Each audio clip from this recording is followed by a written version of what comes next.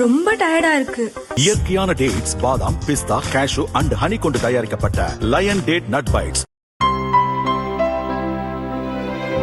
இனிமே கண்ணை மூடிட்டு கடலை எண்ணெய் வாங்கலாம். ஏன்னா மந்த்ரா கடலை எண்ணெய் இதயத்தின் தயாரிப்பு. வறுக்க பொரிக்க ஏன் எல்லா சமையலுக்கும் மந்த்ரா தான். மந்த்ரா கடலை எண்ணெய், அபார ருசி, ஆரோக்கியமான உடல் நலம். பிரதமர் மோடி 133வது மன் கி பாத் ரேடியோ நிகழ்ச்சியில் உரையாற்றினார். புத்த பூர்ணிமாவை முன்னிட்டு வாழ்த்துக்களை தெரிவித்துக் கொள்கிறேன். அமைதி என்பது ஒவ்வொரு மனிதனுக்குள் இருந்து தொடங்குகிறது என்று புத்தர் போதித்துள்ளார். உலகம் தற்போது எதிர்கொண்டு வரும் மோதல்கள், பதட்டங்கள் காரணமாக புத்தரின் போதனைகள் முன் எப்போதும் இல்லாத அளவுக்கு இப்போது மிக பொருத்தமானதாக உள்ளன. இந்தியாவின் காற்று எரிசக்தி உற்பத்தி 56 கிகாவாட் என்ற மிகப்பெரிய மைல்கல்லை கடந்துள்ளது. உலக அளவில் காற்று எரிசக்தி உற்பத்தியில் இந்தியா 4வது இடத்தை பிடித்து புதிய வரலாற்று சாதனை படைத்துள்ளது. கல்பாக்கம் அணுமின் நிலையத்தில் ஃபாஸ்ட் பிரீடர் ரியாக்டர் அதன் செயல்பாட்டு நிலையை எட்டியுள்ளது. இது உள்நாட்டு தொழில்நுட்பத்தால் உருவாக்கப்பட்டது. நமது விஞ்ஞானிகள் திறமைக்கு ஒரு சான்று. பாரதத்தின் அணுசக்தி பயணத்தில் ஒரு வரலாற்று சிறப்புமிக்க மைல்கல். மக்கள் தொகை கணக்கெடுப்பு டிஜிட்டல் முறையில் எளிமைப்படுத்தப்பட்டுள்ளது. மக்கள் தங்கள் விவரங்களை ஆன்லைனில் முன்கூட்டியே பதிவு செய்து கணக்கெடுப்பாளர்கள் வரும்போது அடையாள எண்ணை சமர்ப்பிப்பதற்கான வசதியும் செய்யப்பட்டுள்ளது.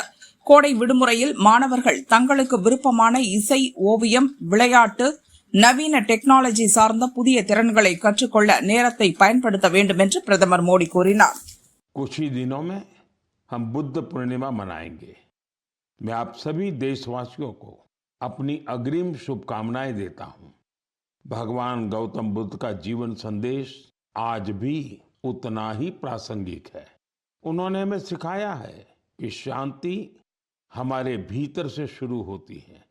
उन्होंने बताया है कि स्वयं पर विजय सबसे बड़ी विजय होती है। आज दुनिया जिस तरह के तनावों और संघर्षों से गुजर रही है, ऐसे समय में बुद्ध के विचार और भी अहम हो गए हैं। भारत के विकास की नई कहानी लिख रही है। भारत ने हाल ही में पवन ऊर्जा यानी विंड एनर्जी में बड़ी उपलब्धि हासिल की है। अब भारत का wind energy generation capacity 56 gigawatt से अधिक हो चुकी है। पिछले एक साल में ही करीब 6 गीगावाट नई क्षमता जुड़ी है। विंड एनर्जी में भारत तेजी से आगे बढ़ रहा है और दुनिया भी हमारी तरफ देख रही है।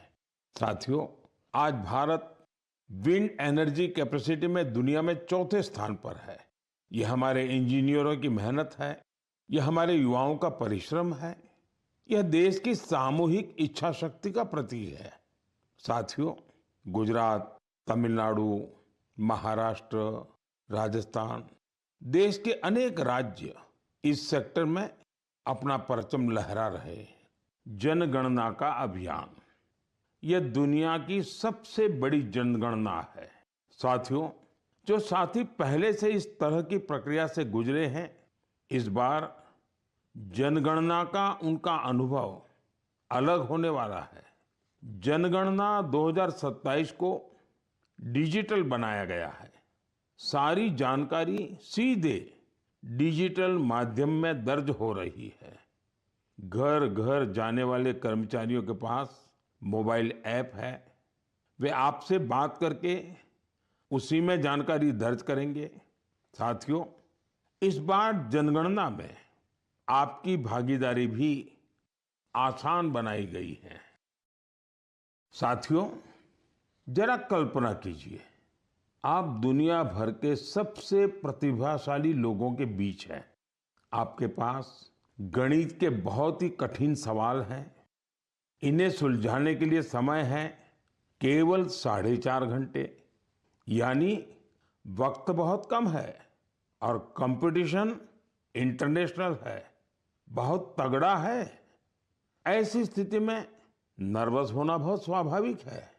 लेकिन इन्हीं परिस्थितियों में हमारी बेटियों ने कमाल कर दिया।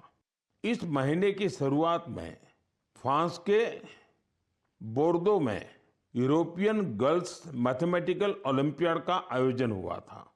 मैथ्स में गहरी रुचि रखने वाली स्कूली छात्राओं के लिए यह एक बड़ी प्रतियोगिता थी। यह दुनिया के सबसे सम्मानित प्रतियोगिताओं में से एक है। इस ओलंपियाड में हमारी बेटियों ने अब तक का सबसे बेहतरीन प्रदर्शन किया।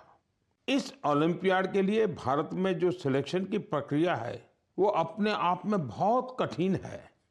इसका एक मल्टी स्टेज सिलेक्शन प्रोसेस है। इसमें रीजनल, स्टेट और नेशनल लेवल पर कठिन चुनौतियों को पार करना होता है। इसके बाद सबसे बेहतर प्रदर्शन करने वाली छात्राएं 1 महीने के मैथमेटिक्स ट्रेनिंग कैंप में शामिल होती हैं।